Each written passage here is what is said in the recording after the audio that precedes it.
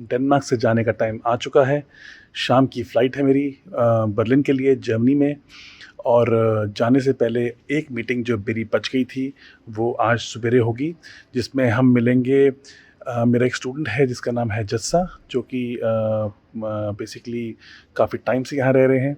वो 2005 में यहाँ पे आए थे। उसके बाद उनकी वाइफ भी यहाँ पे आई और उनको यहाँ पे रहते हुए समवेयर लाइक हो चुके हैं, आज 17 साल हो चुके हैं। 17 ईयर्स में उन्होंने काफ़ी यहाँ पे जॉब्स करी हैं। और उन्होंने काफ़ी मेहनत करके अपने लिए कुछ बिज़नेस भी क्रिएट करे हैं। उनके 2 रेस्टोरेंट्स हैं यहाँ पे कोपेनहेगन में। सो उनको मिलेंगे और उनको मिलने के बाद डिस्कस करेंगे कि ये 17 ईयर्स उनके कैसे गए और इन 17 ईयर्स में उन्होंने कई इंटरनेशनल स्टूडेंट्स को आते हुए देखा है। तो लाइफ पहले से लेके अब तक कैसे चेंज हुई और अपॉर्चुनिटीज़ कैसे कैसे उन्होंने क्रिएट करी और कैसे उनको लगता है कि इंडियन स्टूडेंट्स के लिए क्या बेनिफिट रहेगा यहाँ पे, और थोड़े से जो चीज़ें हमारे फेवर में नहीं हैं उसकी भी बात हम करेंगे, क्योंकि हर चीज़ के प्लस और माइनस तो ज़रूर होते हैं। ठीक है, तो हम सिर्फ प्लस की बात नहीं करेंगे, हम माइनस की बात भी करेंगे, खासकर उन चीज़ों को लेके जो निशांत ने अपने व्लॉग में बताई है हमारे को कि कुछ जगह पे उसको लगता है कि लॉन्ग टर्म सेटलमेंट में ये कंट्री इतनी सूटेबल नहीं है। लेकिन जस्से की स्टोरी बिल्कुल ऑपोजिट है, उसके लिए ये स्टोरी बहुत सूटेबल रही। तो दोनों में फ़र्क क्या है उसको जानने की कोशिश करेंगे, क्योंकि निशांत जो है वो एक बिल्कुल 1 साल पुराना इंटरनेशनल स्टूडेंट है और जस्सा जो है वो बेसिकली यहाँ 17 ईयर्स से रह रहा है और वो भी इंटरनेशनल स्टूडेंट ही था, राइट। सो मिलते हैं जस्से को, बस मैं ब्रेकफास्ट करने जा रहा हूँ, उसके बाद हमारी मीटिंग उनसे होने वाली है और फिर उनको मिलाते हैं आपके साथ और शेयर करते हैं उनका एक्सपीरियंस। हाँ जी, तो बेसिकली हम मिल गए, मिलाते हैं आपको जस्से जी। ये हमारे यंग एंटरप्रेन्योर जस्सा जो डेनमार्क में मल्टीपल बिजनेस रन कर रहे हैं। जैसे 2005 से लेके 2022 हो गई हैं। हाँ जी, 17 साल जो हमने काटे। अब कुछ लोग कहते हैं भी डेनमार्क में कुछ नहीं है, मतलब कि यहाँ लॉन्ग फ्यूचर नहीं है। हमने अभी बच्चा वाला आया कि उसने बोला सर लॉन्ग टर्म फ्यूचर नहीं है। लेकिन यहाँ पे जो 2005 वाले 7 वाले या 8 वाले लोग आए हैं जिन्होंने टिका के काम करा भी है, अपने मोटिवेशन बना के रखी है, वो सेटल भी हैं। या बिल्कुल, है ना। तो जैसे क्या मैं उनमें से एक हूँ। हाँ एक्चुअली तो ये मैं यही जान चाहता था कि 2 अलग अलग वर्जन है ना, हर साइड के वर्जन होते हैं। तो क्या एग्जैक्टली डेनमार्क में क्या रहा कि हम डेनमार्क छोड़ के गए नहीं अभी तक, ऐसा क्या था डेनमार्क में? भाई ये डेनमार्क स्वीडन मोस्टली, चलो मैं डेनमार्क से स्वीडन हो गया हूँ शिफ्ट, ठीक है। तो ये मोस्टली एक ही बात है डेनमार्क और स्वीडन की ना, ठीक है, क्योंकि यहाँ पर फैसिलिटीज है, आपको हर तरह की मिलती है। आप स्टूडेंट है, आप यहाँ पर सेटल हो जाते हैं तो सेम। दूसरा आपका फ्यूचर बनता है अगर आप काम करने वाले हैं, तो अगर काम करने वाले हैं। निशांत ने अपने ब्लॉग में यही बात करी थी कि भाई अगर अपने काम करना है तो ये इफ एंड बट वाले जो काम नहीं करने, मतलब ये नहीं कहना चाहिए मैं ये वाला काम नहीं करूंगा, बिल्कुल बिल्कुल। क्योंकि जब मैं आया था सफाइयों से काम से शुरू करके, अच्छा, अखबारों का काम किया, ठीक है, तो ठीक है, मेहनत की। आज 13 साल बाद मैं खुद रेस्टोरेंट का ऑनर हूँ ना, बिल्कुल ठीक है ना। तो वो ये कि मेहनत तो कहीं भी चले जाए, इंडिया में अगर आपने सेटल होना है तो मेहनत करनी ही पड़ेगी। बिल्कुल ठीक, बिल्कुल ठीक। तो सेटल होने के लिए तो मेहनत करनी पड़ेगी। बाकी अगर आप अपनी फैमिली फ्यूचर सोच रहे हैं जो भी है वो तो फिर बेस्ट कंट्रीज है। कनाडा अमेरिका से भी मैं ये कहूँगा कि ज़्यादा बेस्ट है डेनमार्क और स्वीडन, मोस्टली यूरोप कहीं भी। पर मैं ये कहूँगा कि बहुत सारे लोग जैसे हमने चरणजीत मैदान जी को मिले, हम जस्से को मिल रहे हैं, या हमारे और भी जो जानकार हैं, जितने लोगों ने यहाँ सिटीजनशिप ले ली है, इन सबके पास कनाडा जाने की अपॉर्चुनिटी हमेशा से रही है ना, है भी। और इनफैक्ट अभी हम कैमरे से बात भी कर रहे थे कि जैसे ये कह रहे थे कि एक बार तो सोचा था कनाडा चले जाऊं, लेकिन फिर क्या चीज ने रोक लिया? क्योंकि भाई वहां पर जाके, क्योंकि एक तो बच्चों की जो स्टडी है वो यूनिवर्सिटी है नहीं, फ्री नहीं है ना, ठीक है। यहाँ पर बचपन से लेके जब तक वो पढ़ना चाहे वो आपकी जो सरकार है पूरी हेल्प करती है ना, ठीक है। तो जैसे पंजाबी में हम कहते हैं बच्चा पैदा करना तक हमारी मेहनत है, उसके बाद गवर्नमेंट की है।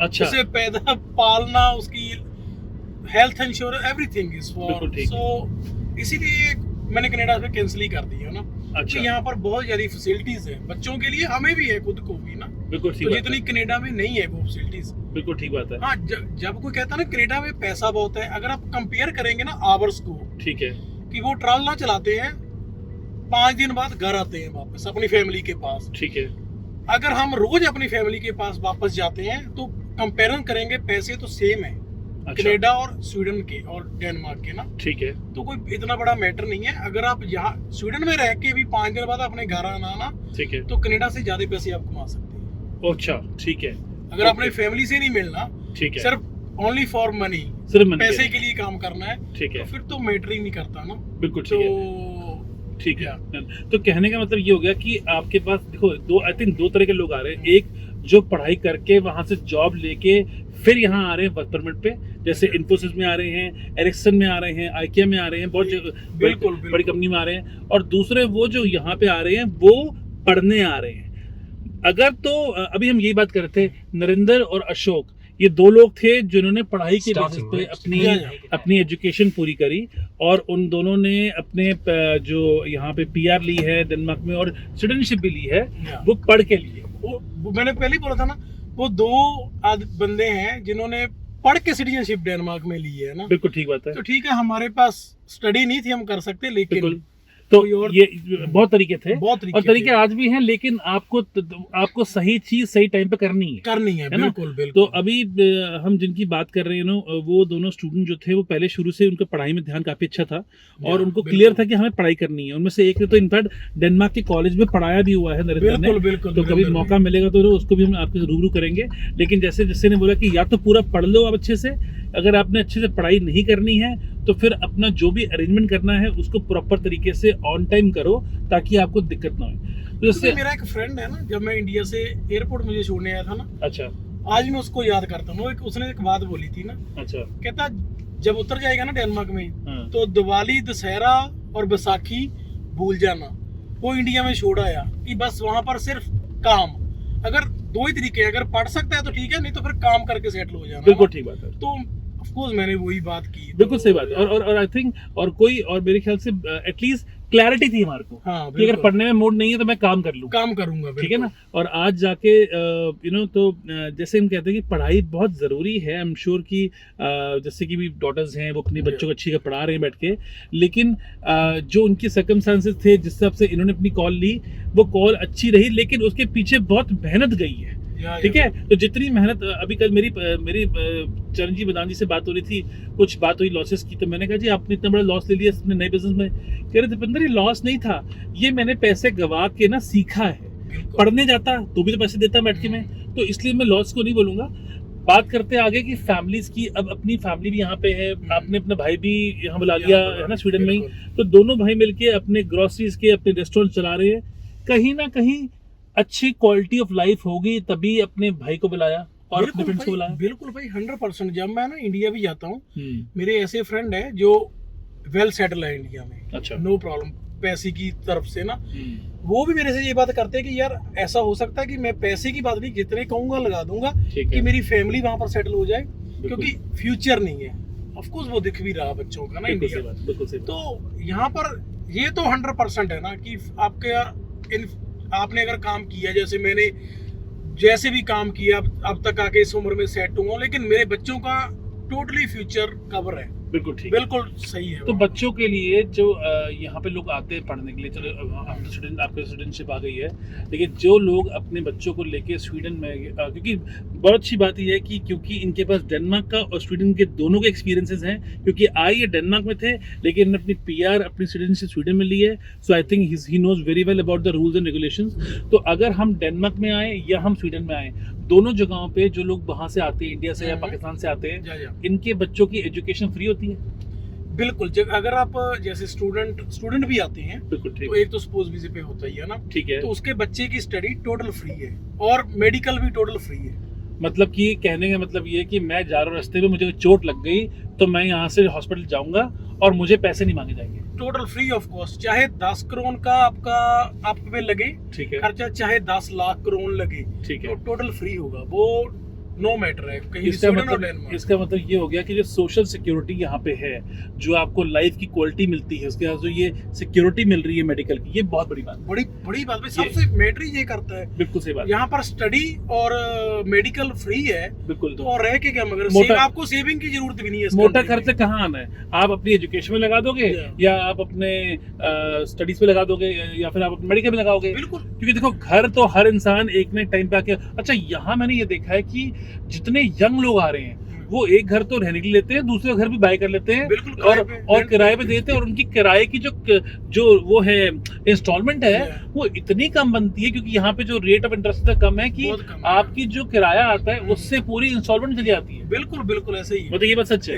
ये बात सच है। तो बिल्कुल यंग, सच है। मैं वही सोच रहा था, यंग लोग इतने, मैं कई लोगों से मिला हूँ, हर एक ने अपने 2-2 घर लगा रखे हैं और वो बिल्कुल, घर किराए पे दे रखे हैं। मैं ये सोचता हूँ कि किराए से घर से आपकी किस्त निकल जाती है 100%, क्योंकि यहाँ पर रेंट जो आप रेंट पे लेते हैं ना, अच्छा उसकी कॉस्ट बहुत हाई है। जैसे 3 रूम का घर है ना इन ठीक। स्वीडन में, मैं बताता हूँ ना, अच्छा अगर आप वो आपका बाई कर लेते हैं ना, उसका ठीक। 3 रूम का जो इंस्टॉलमेंट है वो है 3000 क्रोन। अच्छा। अगर वही 3 रूम का घर आप रेंट पे लेते हैं तो उसकी अच्छा। कॉस्ट है 13,000 क्रोन। ओ माय गॉड, इतना फर्क। इतना डिफरेंस है दोनों में। वाह, तो ऑफ कोर्स जब किसी ने घर फ्री लिया हुआ है तो बिल्कुल। वो एवरी मंथ 10,000 क्रोन प्रॉफिट कमा रहा है उस घर से। आप सुन रहे हो ना, जैसे अगर आपने प्लान कर लिया डेनमार्क या स्वीडन आने का, आते ही आपने, अच्छा आते का मतलब ये होता है जैसे आपकी जॉब लग जाएगी और 6 महीने की क्रेडिट हिस्ट्री बन जाएगी, है ना, आपको लोन मिल जाएगा। आपको लोन मिल जाएगा। तो और आपको 20% 15% डाउन पेमेंट देनी है, जितना भी अमाउंट होता है घर का। और अगर मैं एक एवरेज बात करूं, क्योंकि जितने भी यंग एंटरप्रेन्योर्स, जितने भी यंग लोग हमारी बात सुन रहे हैं, आई एम श्योर हर बंदा बात सोचेगा कि घर आते कितने के। अगर मुझे एक स्वीडन में जहां पर रहते हो बिल्कुल एक फ्लैट लेना 2 बेडरूम का, तो कितने का आ जाएगा? भाई डिपेंड करता है वो लोकेशन, अच्छा। जैसे इंडिया में भी है ना। ठीक है। अगर आप लोकेशन तो यहाँ पर ऐसी मैटर नहीं करती, तो आप हाई लेवल और लो लेवल यहाँ पर है ही नहीं है ऐसा कुछ ना। ठीक है। ठीक है ना, मोस्टली जब स्टार्ट हो जाता है 2 कमरे का घर नियर अबाउट 550 5.5 लाख से यहाँ का, ठीक है। 5.5 लाख क्रोन से, ठीक है। और 2 कमरे का घर 5.5 से शुरू होकर तकरीबन 1.5 मिलियन तक है। ठीक है। वो मतलब- डिपेंड करता है किस ईयर में वो बिल्ड हुआ था। ठीक है। जो नए हैं, पुराने हैं, थोड़े ज्यादा पुराने हैं, जैसा मैटर, बट अंदर से मोस्टली सेम ही होते हैं। यहाँ पर ऐसा तो है नहीं बिल्कुल कि घर गिर जाएगा और हम रह रहे हैं, ऐसा कुछ नहीं है। बिल्कुल यहाँ सही पर। बात। वो तो Develop intention करते हैं, करते बिल्कुल। हैं। तो अगर कोई भी इंसान, जैसे मान लेते हैं स्वीडन में आ रहा है वो, और वो स्वीडन बेसिकली आके अपनी पढ़ाई खत्म करता है, वो 2 साल के कोर्स पे आता है, 2 साल का कोर्स खत्म करता है, उसके बाद उसको जॉब ऑफर वहाँ मिलती है, वो जॉब करता है 2 साल के लिए, और या तो उसके हो गए टोटल 4 साल। 4 साल। तो क्या वो 4 साल में पीआर अप्लाई कर सकता है? नहीं, बिल्कुल नहीं कर सकता। नहीं। अगर वो स्टडी कंटिन्यू रखे 4 साल, उसकी स्टडी पूरी हो जाती है, फिर वो परमानेंट कर सकता है। अगर उसने फील्ड चेंज कर लिया, अच्छा 2 साल बाद उसे किसी भी कंपनी में, मैकडॉनल्ड, एनीवन, नो मैटर ना, अच्छा परमानेंट जॉब मिल जाती है, अच्छा। तो उसको 2 साल का कॉन्ट्रैक्ट मिल जाएगा काम का ना। ठीक है। तो 2 साल के बाद फिर 2 साल की एक्सटेंशन होगी ठीक है। वर्क परमिट में ही। ठीक है। 4 साल बाद वो परमानेंट डाल सकता है। यानी कि बात फिर वही होगी ना कि 2 साल जो एजुकेशन बढ़ी थी, हाँ, उसके अलावा 4 साल। 4 साल और जब आप पासपोर्ट अप्लाई करेंगे, फिर ठीक वो है। आपके 2 साल कैलकुलेट हो जाएंगे। ठीक है। इसने यानी अपने जो आपने ओके स्टडी की थी। ओके, यानी कि इसका मतलब ये हो गया कि अगर आपने 2 साल की मास्टर्स कर ली है, आपने 2 साल वर्क कर लिया है, आपको 2 साल और वर्क, तो 4 साल तो आपको काम करना पड़ेगा, और 4 के बाद जैसे ही आपके 5 हो जाएंगे इंक्लूडिंग स्टडीज, तो आप अपनी सिटीजनशिप डाल सकते हो। तो दूसरी बात ये, स्वीडन में जैसे डेनमार्क में ना, नियर अबाउट मेरे हिसाब से 2011 में ऐसा था, थोड़ा अप डाउन हुआ, मुझे श्योर नहीं है। अच्छा, तो नियर अबाउट 32,000 सैलरी होनी चाहिए थी डेनिश क्रोन ना। बिल्कुल। लेकिन स्वीडन में ऐसा नहीं है। स्वीडन में 13,000 सैलरी हो आपकी, अच्छा, तो आप वर्क परमिट डाल सकते हैं। 30, हाँ, ये तो इन लाख रुपए, 1 लाख रुपए तो approximate। Near about 1 lakh India का। ठीक है। हाँ, तो ये तो वहाँ पे लॉ है कि अगर आपकी 1 लाख, तो बेसिकली आपने पढ़ाई कर ली है स्वीडन में पढ़ाई करने के बाद आपको कोई भी कंपनी एक लेजिटिमेट, मैं फिर से वर्ड यूज कर रहा हूँ, एक लेजिटिमेट जेन्युइन जॉब ऑफर देती है।